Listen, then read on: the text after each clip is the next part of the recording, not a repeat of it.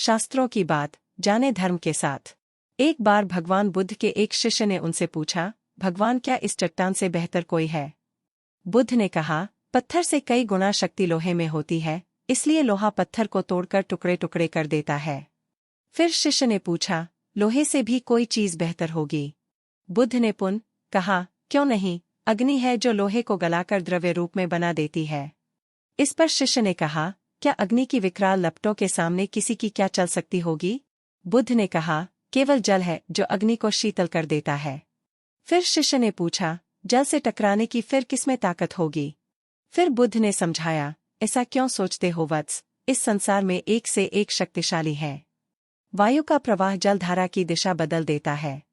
संसार का प्रत्येक प्राणी वायु के महत्व को जानता है, क्योंकि इसके बिना जीवन का महत्व ही क्या है।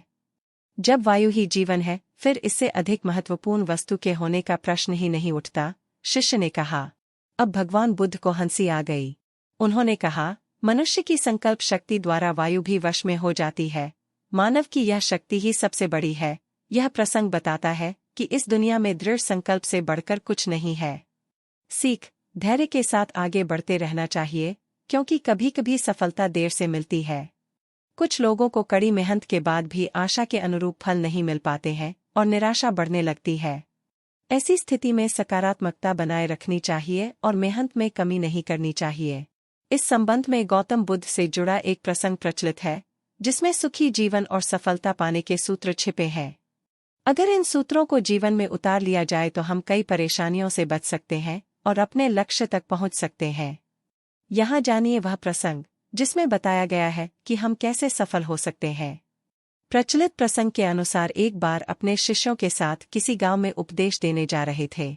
गांव पहुंचने से पहले रास्ते में उन लोगों को जगह जगह बहुत सारे गड्ढे खुदे हुए दिखाई दिए। महात्मा बुद्ध का एक शिष्य इन गड्ढों को देखकर सोचने लगा कि इनका रहस्य क्या है। उसने अपने गुरु बुद्ध से पूछा कि तथागत कृपया मुझे इन गड्ढों का रहस्य बताएं। एक साथ इतने सारे गड्ढे किसने और क्यों खोदे हैं? गौतम बुद्ध ने शिष्य को जवाब दिया कि किसी व्यक्ति ने पानी की तलाश में ने इतने सारे गड्ढे खोदे हैं।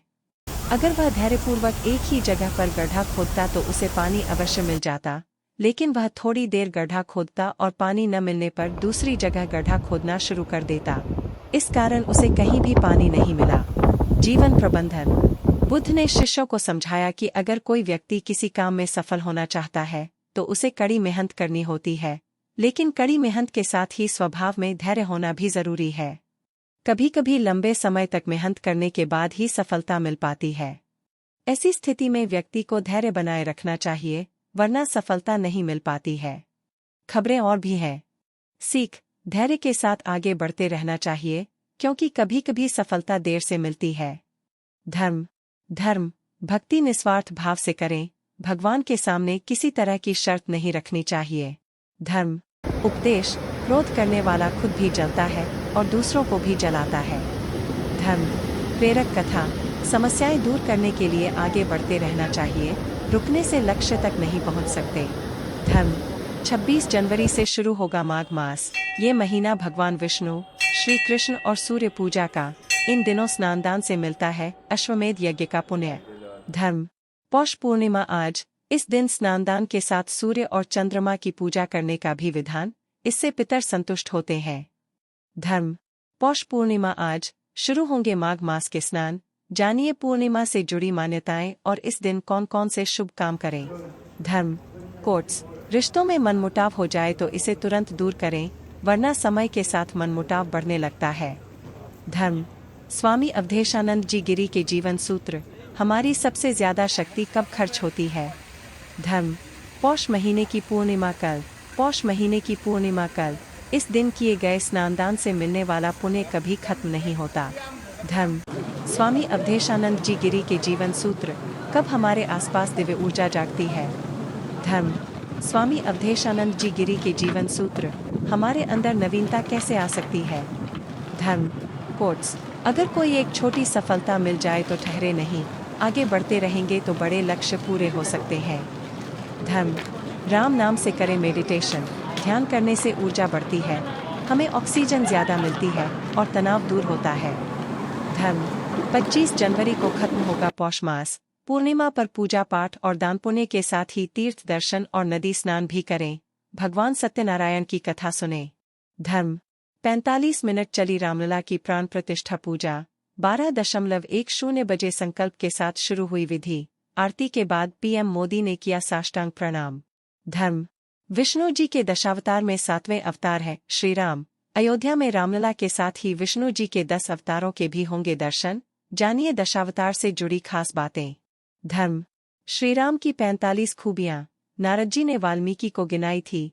कहा, श्रीराम जितना ताकतवर कोई नहीं और उनके जितना धैर्य भी किसी में नहीं।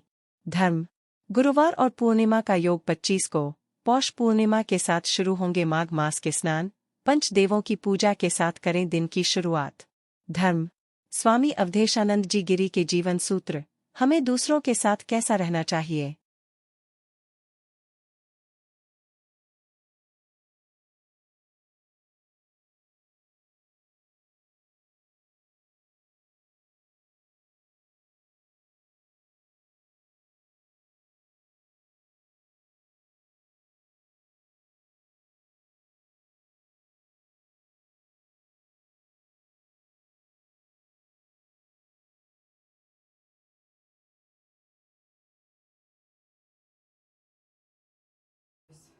Пришли деньги до конца мая, до 27 числа, чтобы за кредиты заплатить. Так что, Андрюш, сейчас придут, 15 у нас есть. А почему надо именно на Тинькофф? А? С Тинькофф будешь переводить именно? Я просто посмотрела ближайший банкомат где-то, ну, короче, на испытателей.